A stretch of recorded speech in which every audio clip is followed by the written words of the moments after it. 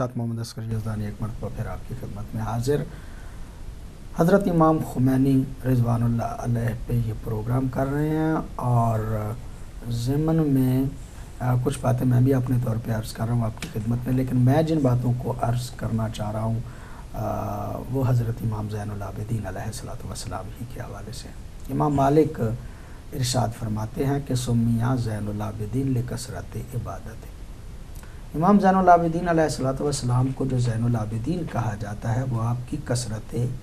عبادت کی وجہ سے کہا جاتا ہے۔ حضرت جابر بن عبداللہ انصاری، یہ باتیں جتنی میں اس وقت بیان کر رہا ہوں یہ تمام کی تمام اہل سنت کے مصادر میں موجود ہیں، یہ اہل سنت ہی نے نقل کی۔ حضرت جابر بن عبداللہ انصاری رضی اللہ تعالیٰ عنہ پیغمبر گرامی کے صحابی،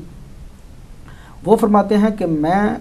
کنتو جالسن عند رسول اللہ صلی اللہ علیہ وآلہ وسلم، میں ایک دن پیغمبر گرامی صلی اللہ علیہ وآلہ وسلم کی خدمت میں بیٹھا ہوا تھا کہ حسین جو ہیں وہ پیغمبر کی گود میں تھے، والحسین فی حجرہ، یعنی مولا حسین علیہ الصلوۃ والسلام پیغمبر گرامی کی گود میں تھے اور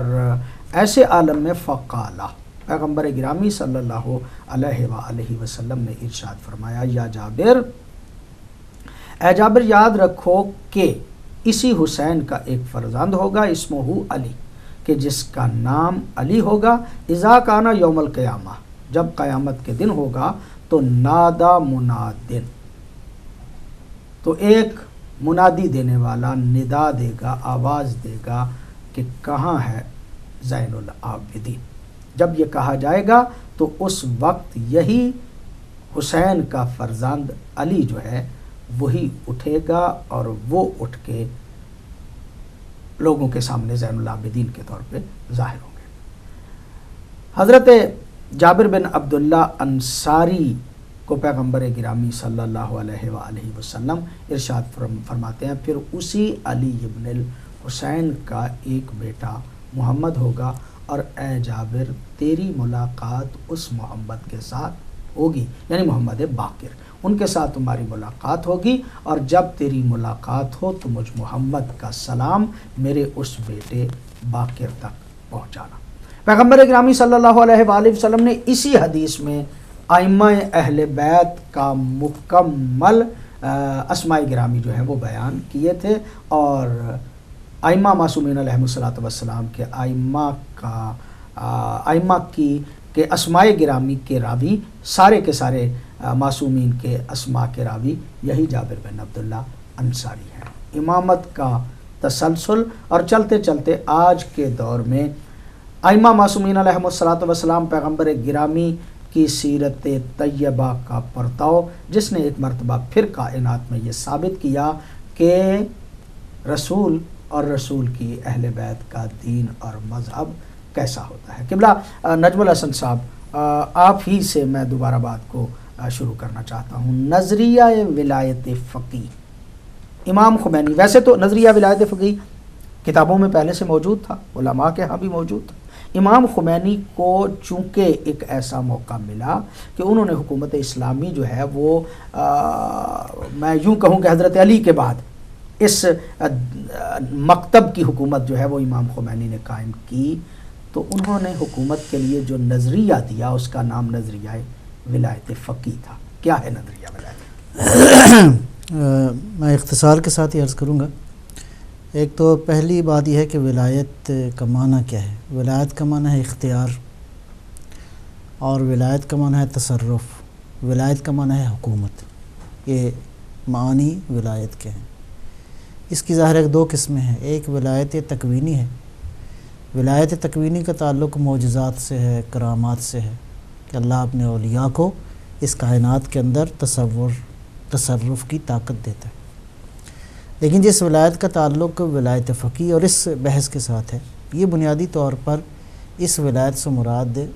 ولایت قانون ہے، ولایت تشریع ہے، شریعت کے قوانین کے نفاذ کے لیے جو اختیار ہے وہ کس کو حاصل ہے۔ ظاہر ہے کہ معصوم جب موجود ہوں تو بدرجہ اتم معصوم ہی کو یہ ولایت حاصل ہے، تاکہ اس قانون کو نافذ کرنے کے لیے امام معصوم، ظاہر ہے کہ قانون بغیر اختیار کے نافذ نہیں ہو سکتا،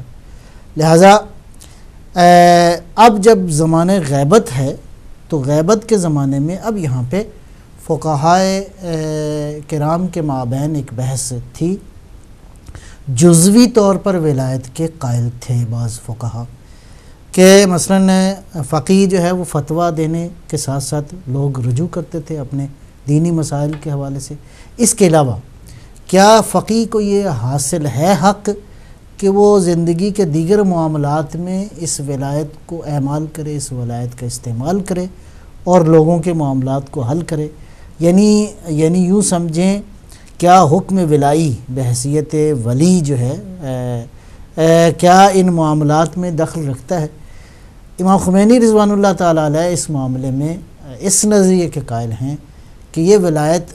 در حقیقت ائمہ ہدیٰ علیہم السلام یا معصوم کی ولایت ہی کا تسلسل ہے۔ کیوں؟ اب دلائل بہت سارے ہیں، ان میں ایک دلیل جو امام خمینی نے اپنے اس کتاب ولایت فقیہ میں بھی جو ادلہ دی ہیں، ان ادلہ میں ایک دلیل مثلاً یہ ہے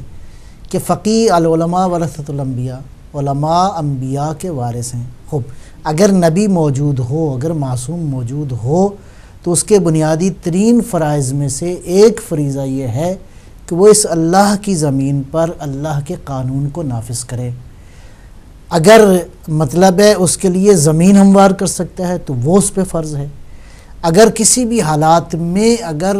اسلامی حکومت کے قیام کی راہیں ہموار کر سکتا ہے تو اس کے اوپر فرض ہے کہ اس قانون الہی کے نفاذ کے لیے اپنی کوشش کو جاری رکھے۔ لہذا اس کے علاوہ بہت ساری ادلہ بھی ہیں، جس میں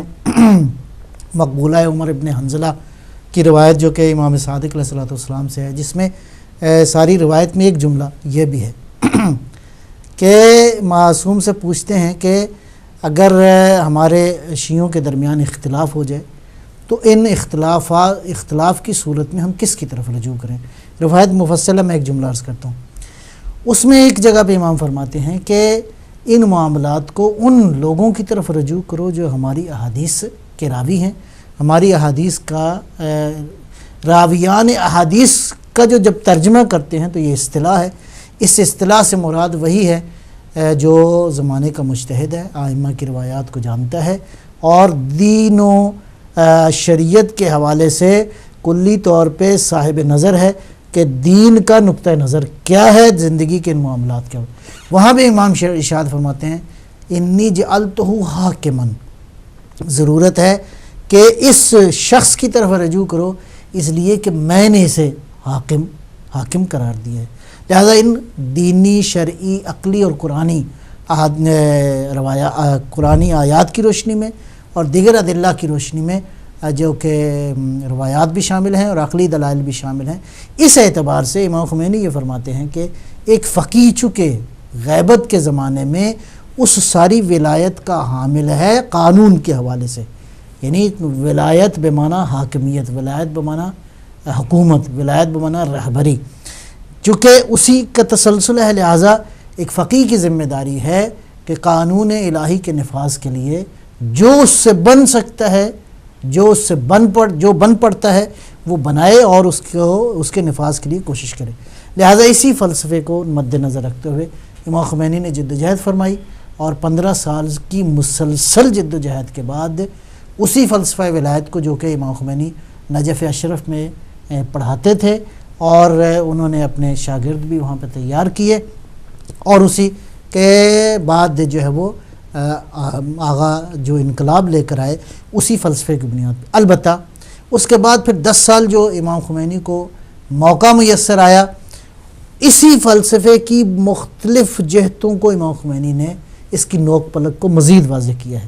لیکن گزشتہ تاریخ میں ہم دیکھتے ہیں کہ اس کی مثالیں شیعہ تاریخ کے اندر موجود ہیں۔ اس میں ایک بڑی مثال جو ہے وہ مرزا شیرازی بزرگ مرحوم کا وہ فتویٰ تمباکو کے نام سے معروف ہے کہ جس کے فتوے کے نتیجے میں تمباکو نوشی پہ اور تمباکو پہ کی حرمت کا انہوں نے فتویٰ ارشاد فرمایا، اور وہ بھی جمال الدین افغانی یا جمال الدین اسد آبادی جیسا کہ معروف ہے، تو ان کے مشورے پہ کہ اس وقت اسی قانون کے نتیجے میں استعمار کی جڑیں کاٹ دیں اس فتوے نے، کہ جو استعمار یہ چاہتا تھا کہ ایران کی اقتصادی قوت کو اپنے قبضے میں لے جائے، لیکن اس فتوے نے اس سارے جو ہے وہ اس کو مطلب اس استعمار سازش کو ناکام کر دیا۔ لہٰذا اس کی اور بعض مثالیں بھی موجود ہیں۔ لہٰذا امام خمینی جو ہے وہ ولایت فقیہ کے حوالے سے فقیہ کی حکومت کا دائرہ کس حد تک وسیع ہے، اس میں بالکل اسی بات کے قائل ہیں کہ یہ استمرار اور تسلسل ہے نبی اکرم کی ولایت کا، ائمہ ہدی علیہم السلام کی ولایت کا۔ لہٰذا ولایت فقیہ اسی تسلسل میں ضرورت ہے کہ لوگ بھی اس کا ساتھ اسی انداز سے دیں۔ قبلہ بخاری صاحب، ولایت فقیہ، پھر میرا سوال جو ہے وہ تھوڑا سا کچھ اس طرح سے ہے کہ ولایت حاصل ہے خدا کو، ولی ہے پیغمبر گرامی، قرآن حکیم کی آیت کے تحت ولی ہیں، مطلب امیر المومنین علی علیہ السلام، میں اس کو مختصر کروں، یہ ولایت ایک تو ائمہ کو حاصل ہے، پیغمبر گرامی کو ولایت حاصل ہے، ایک ولایت فقیہ کو حاصل ہے۔ اور جب فقیہ کی بات ہم کرتے ہیں، دو سوال ہیں، ایک جب فقیہ کی بات کرتے ہیں تو ایک تو عمومی طور پہ فقہا کو ولایت حاصل ہے، اپنے جو مقلدین ہیں ان میں وہ ولایت فقیہ ان کو حاصل ہے۔ اب 4 5 6 فقہا جو ہیں وہ موجود ہیں، ان کے مقلدین بھی اپنے طور پہ موجود ہیں، ان میں سے ایک وہ ہے کہ جس کو ولی فقیہ کہا جاتا ہے، یعنی حکومت اس کے پاس ہے۔ اب جس کے پاس حکومت ہے اس کی ولایت کیسی ہوگی، باقی مجتہدین کی ولایت جو ہے وہ کیا ہوگی، اور پھر یہ کہ یہ فقہا کی ولایت اور معصومین کی ولایت جو ہے اس میں کیا فرق ہے؟ آپ نے بہرحال بہت سارے سوال کیے ہیں، تو اس کے لیے تو کتابیں موجود ہیں، اور خود میرا اپنا بھی ایک آرٹیکل مفہوم ولایت اور ولایت فقیہ یہ صدائے سکرین میں چھپا ہوا ہے۔ تو ظاہر ہے کہ یہ 25-30 صفحے پر جا کے ان سوالوں کے بھی جواب آتے ہیں۔ تو بہرحال جیسا کہ قبلہ نے اشارہ فرمایا کہ ولایت کی 2 قسمیں، ایک ولایت تکوینی ہے، ایک ولایت تشریعی ہے۔ ولایت تکوینی وہ ولایت جو کہ کون ہستی میں اللہ کو بالذات حاصل ہے اور اللہ کے دیے ہوئے اختیار سے اور اذن سے اس کے اولیاء کو حاصل ہے، ٹھیک ہے۔ اور وہ جو ولایت ہے وہ تو جتنا کوئی ہستی اللہ کے قریب ہوتی جائے گی، اللہ کا ولی بنتی جائے گی وہ شخصیت، تو اللہ اس کو اختیار دے گا، وہ بحث نہیں ہے۔ ولایت تشریعی یعنی قانون کی حکمرانی، جو شریعت کی بات ہے، تو شریعت میں کس شخص کو اختیار حاصل ہے کہ وہ شریعت کی حکمرانی قائم کرے اور پھر اس کو اس میں حق حکومت حاصل ہو۔ تو وہ ظاہر ہے کہ یہی جو آیت ہے انما ولیکم اللہ والرسول والی، اس میں بعض ہمارے مفسرین کہتے ہیں کہ اس میں دونوں ولایتوں کی بات ہے، ولایت تکوینی اور تشریعی دونوں کی بات ہے، لیکن اکثر یہ کہتے ہیں کہ تناظر جو ہے نا وہ یہ ولایت تشریعی میں ہے بیشتر، ٹھیک ہے جی۔ تو ولایت جو ہے ائمہ کو تو حاصل ہے، اس کے بعد جو ولایت جو ہے وہ ظاہر ہے جن کو حاصل ہوتی ہے ولایت، وہی اگر اگلے کسی کے لیے جو نائب ہو ان کا یا ان کا یعنی تالی طلب ہو، اس کو وہ سونپتے ہیں یا کہتے ہیں یا ان کے لیے۔ تو ہمارے پاس جو احادیث ہیں تو ان میں یہ کہا گیا ہے کہ ایک تو علماء انبیاء کے وارث ہیں، اور اسی طرح یہی حدیث جو ہے کہ فَأَمَّا الْحَوَادِثُ الْوَاقِعَةُ فَارْجُعُوا إِلَىٰ رُوَاةِ أَحَادِيثِنَا، یا دوسری جو امام حسن عسکری علیہ السلام سے حدیث ہے جس میں عوام سے کہا کہ ان کی تقلید کرو، فَلِلْعَوَامِ أَن يُقَلِّدُوهُ، وہ جو سارے فضائل بیان کر کے فقیہ کے، اور پھر فرمایا کہ سارے فقیہ ایسے نہیں ہو سکتے، کچھ فقیہ ہوں گے جن میں یہ خصوصیت پائی جاتی ہے۔ اب آپ نے کہا کہ ولایت جو ہے وہ جو شخص اپنے اپنے مجتہد کی تقلید کر رہا ہے تو اس کو ان پر حق ولایت حاصل ہے، تو وہ حق ولایت اس طرح سے وہ فتویٰ دیتے ہیں۔ ولایت کا مطلب تو یہ حکومت کے معنی میں جب لیا جاتا ہے، چونکہ ولایت کے معنی محبت بھی ہے، ولایت کے معنی صاحب اختیار بھی ہے، ولایت کے معنی جو ہے وہ تسلط اور حکومت قائم کرنا ہے کسی پر، تو مجتہد جو ہوتے ہیں ان کو ولایت جو حاصل ہوتی ہے وہ اسی طرح سے ہے کہ بھئی وہ جب وہ فتویٰ دیتے ہیں اس فتوے پہ ان کے ماننے والے عمل کرتے ہیں. تو ولی فقیہ وہ ہوتا ہے کہ جب کسی بھی مملکت میں مجتہدوں میں سے کوئی ایک مجتہد جو ہے وہ اپنے ہاتھ میں حکومت لے لیتا ہے، یا یہ ہے کہ عوام اس ملک کے اس کو زیادہ جو تقریر کرنے والے یا اس کے علاوہ بھی اس کو پیروکار